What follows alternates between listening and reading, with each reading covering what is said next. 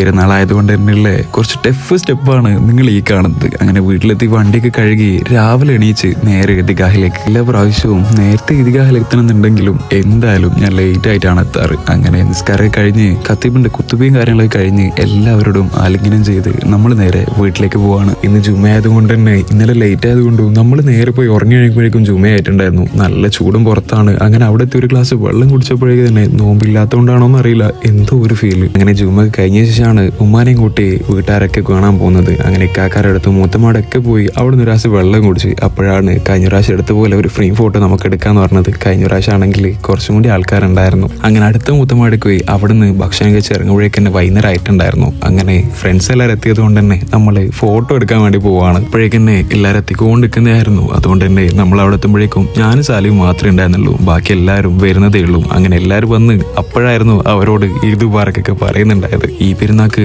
ആരുടാത്ത most demanded കോസ്റ്റ്യൂമും എത്തിക്കഴിഞ്ഞു. ഇതെന്താണ് യൂണിഫോമാ? മരിച്ചേ പറഞ്ഞില്ല തെണ്ടി.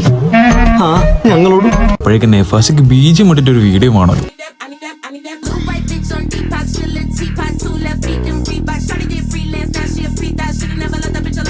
അങ്ങനെ നമ്മൾ ഫോട്ടോ കാര്യങ്ങളൊക്കെ എടുത്ത് കഴിഞ്ഞു തന്നെ മാരിപ്പായിട്ടുണ്ടായിരുന്നു. അങ്ങനെ നമ്മൾ ലൊലീനോയിൽ പോയി ഒരു ഫലൂതി അടിച്ച് നമ്മൾ പണ്ടത്തെ +2 ഗ്യാങ് എല്ലാവരും വന്നിട്ടുണ്ടായിരുന്നു. അവരെല്ലാവരും മീറ്റാക്കി നമ്മൾ നേരെ വലിയറമ്പിലേക്ക് പോയി. എന്തായാലും നിങ്ങളും പബ്ലിക് ചാലഞ്ച് എടുക്കാൻ റെഡി ആയിക്കോളൂ. എപ്പോഴാണ് കാണുമെന്ന് പറയാൻ പറ്റില്ല. എൻ്റെ അക്കൗണ്ടും യുണൈറ്റഡ് സ്റ്റുഡൻസിലെ എൻ്റെ തന്നെ ബയോയിലെ അക്കൗണ്ടും എന്തായാലും ഫോളോ ചെയ്ത് വെച്ചോളൂ. അങ്ങനെ നമ്മൾ നേരെ പമ്പിലേക്ക് വന്ന് ഇതിൽ ഫുൾ ടൈം കുടിച്ച് പൊരിക്കേക്ക് പോവാണ്. അങ്ങനെ എല്ലാവരും കൊണ്ടാക്കി ഇനി നമ്മൾ നേരെ പൊരിക്കേക്ക്. അപ്പോൾ ഓക്കെ ബൈ.